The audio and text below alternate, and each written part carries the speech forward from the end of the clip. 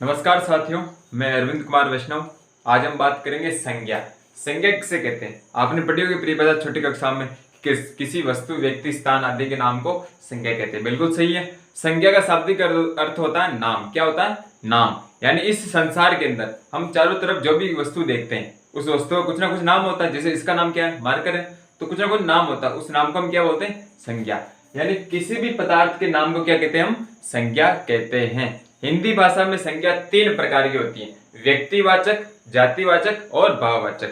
व्यक्तिवाचक संज्ञा, जातिवाचक संज्ञा और भाववाचक संज्ञा।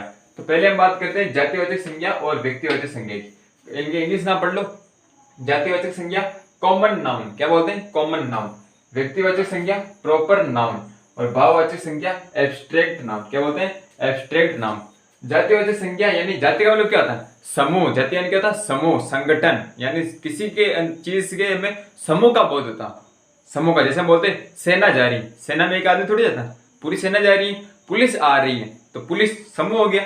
तो जिसमें समूह का बोध वो क्या कहलाएगी? जाति। जबकि व्यक्तिवाचक में किसी व्यक्ति, स्थान या वस्तु विशेष का उल्लेख होता है। जैसे हम मैं बोल दूं नेताजी आ रहे हैं, तो नेताजी बहुत सारे होते हैं, लेकिन बोलूं नेताजी ने देश में आजाद हिंद फौज का गठन किया था, तो नेताजी सुभाष चंद्र बोस की बात कर रहे हैं। तो प्रॉपर किसके लिए हो गया वो? सुभाष चंद्र बोस के लिए। तो वहां क्या होगी? व्यक्तिवाचक संज्ञा। जैसे उदाहरण लेते, उदाहरण में कमी नहीं है, लेते हैं जैसे जातिवाचक संज्ञा महाद्वीप, द्वीप, महासागर, सागर। महाद्वीप बहुत सारे, 7 महाद्वीप है, द्वीप है बहुत सारे, छोटे छोटे द्वीप है, महासागर 5 महासागर है और सागर है। ये हो गई। जबकि एशिया महाद्वीप एक है, व्यक्तिवाचक। अफ्रीका, लक्षद्वीप, अंडमान निकोबार द्वीप एक है। हिंद महासागर, प्रशांत महासागर, 33 सागर, लाल सागर, सभी एक एक है। तो व्यक्ति विशेष हो गया, वो क्या? व्यक्तिवाचक संज्ञा। देश, राज्य, राजधानी, उपखंड, तहसील, जिला, वाया, गांव, ढाणी, नगर, महानगर। अब नगर की बात करें, नगर बहुत सारे, कोई व्यक्ति विशेष हुआ नहीं। लेकिन हम बात करें भारत, तो भारत देश व्यक्ति विशेष है, भारत एक देश है। अमेरिका देश है, राजस्थान हमारा राज्य राजस्थान, पंजाब, नई दिल्ली, लखनऊ, मुंबई, कोलकाता, तो व्यक्ति विशेष हो गया। मुंबई का नाम लेते हैं, मुंबई आते हैं अपने दिमाग में, तो व्यक्तिवाचक। वेद, पुराण, ग्रंथ, पुस्तक, सभी क्या? जातिवाचक। बहुत सारे वेद होते हैं, वेद 4 होते हैं: ऋग्वेद, सामवेद, यजुर्वेद, अथर्ववेद। तो वेद समूह हो गया, जाति होगी। लेकिन हम बात करें ऋग्वेद, सामवेद, तो एक वेद का नाम ले रहे हैं, वो क्या हो गया? व्यक्तिवाचक संज्ञा। विष्णु पुराण, अग्नि पुराण, गरुड़ पुराण, होती पुराण, वो किसमें आएगी? व्यक्तिवाचक संज्ञा। ठीक है। रामायण, महाभारत ग्रंथ आ गई। नवीन हिंदी व्याकरण कक्षा 9 से 12 चलती किताब, तो उसका नाम लेते हैं, आपके दिमाग में छवि बनती है, कक्षा 9 से 12 नवीन हिंदी व्याकरण। तो वो व्यक्ति विशेष है, व्यक्तिवाचक संज्ञा। शिक्षक, अध्यापक एक ही बात है। चिकित्सक, वैज्ञानिक, बहुत सारे होते। शिक्षक कमी नहीं है, शिक्षक बहुत सारे हैं, चिकित्सक बहुत सारे, वैज्ञानिक बहुत सारे। लेकिन हम किसी व्यक्ति विशेष पे हैं, जैसे मेरे गुरुजी हैं सुभाषी चारण, तो आप इनका नाम लेते हैं, आपके दिमाग में छवि बन गई सुभाष चारण की, तो वो क्या होगी? व्यक्ति विशेष। अब्दुल कलाम, डॉक्टर एपीजे अब्दुल कलाम, महान वैज्ञानिक, भारत में हुई है, तो उनका नाम लेते हैं, हमारे दिमाग में छवि बन गई, तो प्रॉपर एक हो गए। वैसे व्यक्ति विशेष। ठीक है। जैसे अखबार बहुत सारे होते हैं, समूह हो गया अखबार का। लेकिन हम बात करें Dainik Bhaskar, Rajasthan Patrika, the times of India, तो वो क्या होगी? व्यक्तिवाचक संज्ञा। नदी, पहाड़, पर्वत, पहाड़ी, नदियां बहुत सारी है, पहाड़ बहुत सारे। लेकिन हम बात करें गंगा नदी, तो एक व्यक्तिवाचक संज्ञा। यमुना नदी, हिमालय, अरावली, झरगा, तो ये क्या होगी? व्यक्तिवाचक संज्ञा। अब तीसरी बात करते हैं भाववाचक संज्ञा, एब्स्ट्रैक्ट नाउन। भाव का मतलब क्या होता है? जिन्हें हम नाप तोल नहीं सकते, केवल हम महसूस कर सकते हैं। अब कोई किसी से कहे मैं तेरे से घृणा करता हूँ, अब घृणा 2 किलो 3 किलो थोड़ी करता, माप नहीं सकते, केवल हम महसूस कर सकते हैं, वो भाव। तो ऐसे शब्द जिनको खुली आंखों से नहीं देखा जा सकता, केवल मन से अनुभूत किया जा सकता है, महसूस कर सकते, क्या कहलाती है? भाववाचक संज्ञा। जैसे सुख, दुख, प्रेम, स्नेह, वात्सल्य, स्पर्श, गरीबी, अमीरी, सौंदर्य, सुंदरता, रोग, नींद, आलस्य, यौवन, बुढ़ापा, बचपन, अपनत्व, अपनापन, काठिन्य, दूरी, नजदीकी, वैभव, वैधव्य, लालन, पालन, तो बहुत सारे। ये होगी मुख्यतः। अब जातिवाचक को भी 2 भागों में बांटा गया है, द्रव्यवाचक और समूहवाचक, जो हम आगे पढ़ते हैं। और भाववाचक को विस्तार पूर्वक पढ़ेंगे, क्योंकि प्रश्न इससे आते हैं, रीट में स्पेशल इससे प्रश्न आते हैं, एसआई में आते हैं, तो इसको हम पूरा पढ़ेंगे। तो आप इसका स्क्रीनशॉट ले लीजिए। ठीक है। अब हम बात करते हैं जातिवाचक संज्ञा के 2 अन्य भेद माने जाते हैं, द्रव्यवाचक संज्ञा और समुदायवाचक या समूहवाचक संज्ञा। अगर ऑप्शन में लिखा हुआ है, जैसे लिखा हुआ गया कक्षा, कक्षा में कौन सी संज्ञा है? व्यक्तिवाचक, जातिवाचक, भाववाचक, डी इनमें से कोई नहीं। तो फिर कौन सी आएगी? जातिवाचक। समूह का बोध गया। लेकिन अगर ऑप्शन में ऐसे लिखा हुआ है व्यक्तिवाचक, जातिवाचक, समुदायवाचक और डी भाववाचक, तो फिर आपको कौन सा उदाहरण आंसर करना है? समुदायवाचक। वही वाली बात होगी कि पुष्कर झील कहाँ है? अगर ऑप्शन हो राजस्थान, मध्य प्रदेश, कर्नाटक और महाराष्ट्र, तो फिर क्या करोगे आप? राजस्थान। लेकिन अगर ऑप्शन हो कि पुष्कर झील कहाँ है? अजमेर, राजस्थान, मध्य प्रदेश, महाराष्ट्र, तो फिर कहाँ करोगे? अजमेर करोगे। उसी तरह की बात है। तो अगर डीपली प्रश्न पूछे तो आपको ये करना, वरना अगर ऑप्शन में नहीं हो तो आपको जातिवाचक संज्ञा ही करना। ठीक है। जैसे बात करें द्रव्यवाचक संज्ञा और समुदायवाचक संज्ञा। द्रव्य साइंस में चलता है द्रव्य। द्रव्य यानी क्या होता है? पदार्थ। क्या होता है? पदार्थ। जबकि द्रव, द्रव होता है लिक्विड। लिक्विड होता है ना, पानी, दूध है, तेल, वो क्या होता है? द्रव, लिक्विड। जबकि द्रव्य में सभी पदार्थ आते हैं। जैसे द्रव्य में ठोस, द्रव, गैस तीनों आती है। पदार्थ की तीनों अवस्थाएं, जैसे सोना, चांदी, लोहा, तांबा, पारा, शीशा, दूध, दही, छाछ, सभी जिनको हम आप तोल सकते हैं, वो किस में आएंगे? द्रव्यवाचक संज्ञा में। ठीक है। समुदायवाचक है समूहवाचक। नाम से स्पष्ट है, समूह है। क्या है इसका मतलब? समुदाय यानी समूह है। कोई समूह होना चाहिए, ग्रुप होना चाहिए। जैसे कक्षा, कक्षा में लड़के बैठे हैं, तो कक्षा में एक से ज्यादा लड़के बैठे होंगे, समूह ही होगा। एक जने की कक्षा तो होगी नहीं, एक बच्चे की। ठीक है। सेना आ रही है, कहा था मैंने भी, सेना आ रही यानी सेना भी समुदायवाचक समूह का बोध करेगी। पुलिस की से टुकड़ी जा रही है, तो उसमें एक पुलिस वाला तो नहीं होगा, उसका समूह होगा। ठीक है। मंडली बैठी हुई है, टोली आ रही है उनकी, दल, झुंड, पुलिस, सभी किस में आएंगे? समुदायवाचक संज्ञा। तो अगर ऑप्शन में जातिवाचक संज्ञा हो तो आपको पहले जातिवाचक संज्ञा को वरीयता देनी है। अगर जातिवाचक संज्ञा नहीं हो तो फिर आपको समुदायवाचक या द्रव्यवाचक इसके आधार पर आपको वरीयता देनी है। ठीक है। स्क्रीनशॉट लीजिए आप। ठीक साथियों, अब हम व्यक्तिवाचक और जातिवाचक संज्ञा को अगर वाक्य के अंदर पूछ ले तो उसमें अंतर कैसे करेंगे उसके बारे में मैं आपको बताऊंगा। ठीक है। जैसे जातिवाचक व भाव व्यक्तिवाचक, जातिवाचक व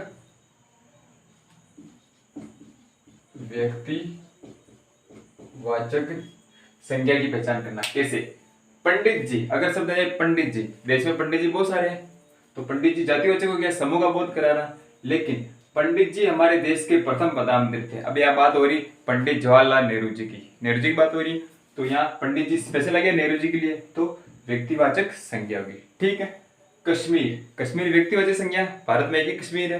ठीक है। अगर हम बात करें उदयपुर राजस्थान का कश्मीर है, तो फिर कश्मीर क्या आएगा? जातिवाचक। ऐसे हर राज्य का कोई ना कोई कश्मीर होगा, छोटा छोटा, तो क्या हो गया? जातिवाचक। अगर हम बात करें नेताजी, नेताजी बहुत सारे, पूरे भारत में बहुत सारे हैं, पूरे विश्व में बहुत सारे हैं, तो नेताजी जातिवाचक संज्ञा।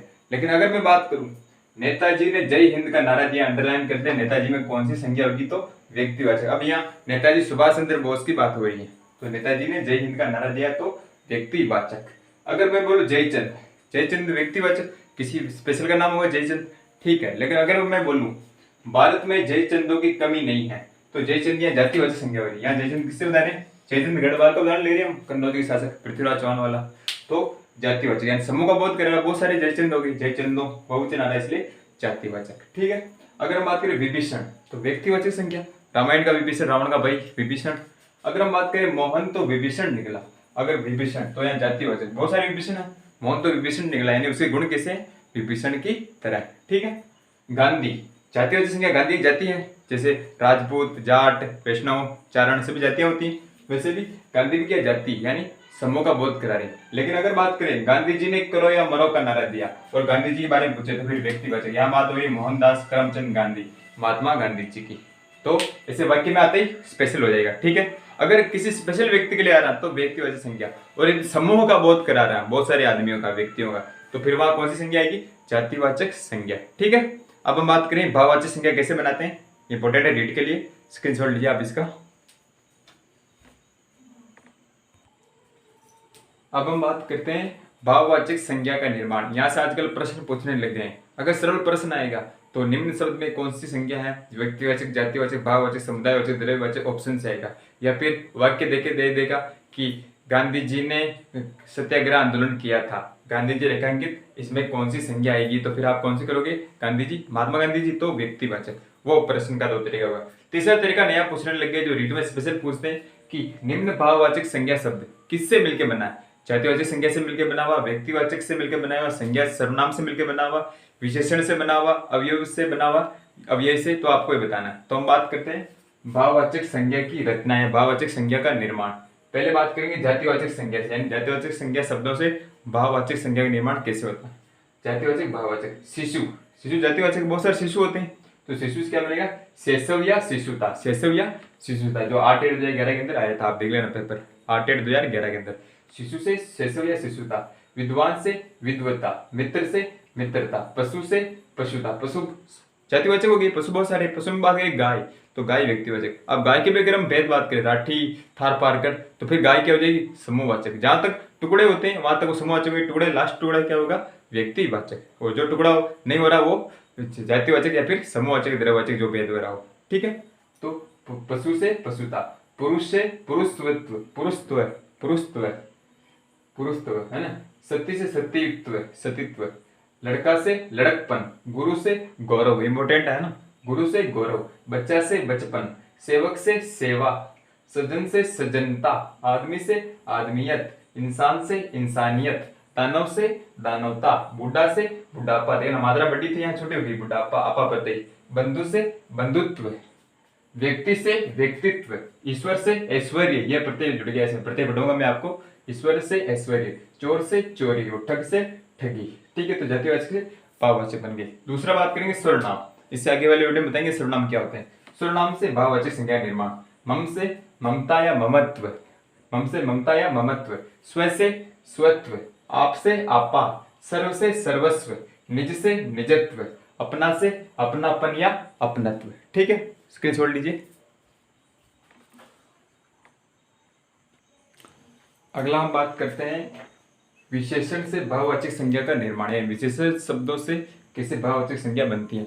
विशेषण भाववाचक, कठोर से कठोरता, विधवा से वैधव्य, चालाक से चालाकी, शिष्ट से शिष्टता, ऊंचा से ऊंचाई, नम्र से नम्रता, बुरा से बुराई, मोटा से मोटापा, स्वस्थ से स्वास्थ्य, मीठा से मिठास, बड़ी मात्रा थी छोटी मात्रा होगी, ध्यान रखना इस बात का, मीठा से मिठास, सरल से सरलता, सूर से सूरता या फिर शौर्य, चतुर से चतुराई, आई प्रत्यय, सहायक से सहायता, आलसी से आलस्य, गर्म से गर्मी, निपुण से निपुणता, कार्य करने में निपुण बोलते हैं, निपुण से निपुणता, बहुत से बहुतायत, मूर्ख से मूर्खता, वीर से वीरता, न्यून से न्यूनता, आवश्यक से आवश्यकता, हरा से हरियाली, पतित से पतन, छोटा से छुटपन, दुष्ट से दुष्टता, काला से कालिमा या कालापन, और निर्बल से निर्बलता। स्क्रीनशॉट लीजिए आप। अब हम बात करते हैं क्रिया से और अव्यय से भाववाचक संज्ञा का निर्माण। तो पहली बात करते हैं क्रिया से भाववाचक संज्ञा का निर्माण। क्रिया सुनना, लिखना, पढ़ना, बोलना, सब क्रिया, ना रहा अंत में ना या ता, है ना। आगे बात करेंगे के बारे में। तो सुनना से सुनवाई, गिरना से गिरावट, चलना से चाल, कमाना से कमाई, बैठना से बैठक, पहचानना से पहचान, खेलना से खेल, जीना से जीवन, चमकना से चमक, सजाना से सजावट, लिखना से लिखावट, पढ़ना से पढ़ाई, जमना से जमाव, पूजना से पूजा, हंसना से हंसी, गूंजना से गूंज, चलना से चलन, भूलना से भूल, गाना से गान, उड़ना से उड़ान, हारना से हार, थकना से थकावट या थकान, पीना से पान, बिकना से बिक्री। यानी क्रिया के अंत में ना या ता आता तो सभी ना ना आ रहा, देख लो आप, उड़ना, हारना, थकना, पीना, बिकना, ठीक है। तो क्रिया से भाववाचक संज्ञा। अब बात करते हैं अवयव से। अवयव वैसे अविकारी शब्द होते हैं, मैंने बताया था विकारी विकारी आपको पहले, कि जिसमें काल कारक लिंग वचन बदलने से कोई प्रभाव नहीं पड़ता है, वो अविकारी। जैसे अवयव बाद में आपको विस्तार से बताऊंगा, ठीक है। तो अवयव से भाववाचक, दूर का दूरी, ऊपर से ऊपरी, दिक् से धिक्कार, शीघ्र से शीघ्रता, मना से मनाही, निकट से निकटता, नीचे से नीचाई, समीप से सामीप्य। मेरी तरफ से संज्ञा टॉपिक कंप्लीट है। जैसे मैंने आपको बताया, तीन तरीके से प्रश्न आएगा। पहला तरीका, निम्न शब्द में कौन सी संज्ञा है, या निम्न वाक्य में रेखांकित कर देगा इसमें कौन सी संज्ञा होगी, ठीक है। फिर प्रश्न पूछ सकते हैं कि भाववाचक संज्ञा किससे बनी हुई है, कि क्रिया से, विशेषण से, सर्वनाम से, या फिर अवयव से। ऑप्शन दे सकते हैं, तो आपको पता होना चाहिए। जैसे आ गया चाल शब्द, किससे मिलकर बना हुआ या किससे निर्मित भाववाचक संज्ञा। चाल किससे, क्रिया से, चलना से, तो क्रिया से निर्मित भाववाचक संज्ञा है। इस प्रकार प्रश्न रीट में ऐसे में स्पेशल पूछते हैं। मैंने आपको पूरा करवा दिया। बाकी उदाहरणों में कोई कमी नहीं है, आपको तरीका समझ में आना चाहिए और आप नोट्स लिखते रहना। ठीक है, धन्यवाद।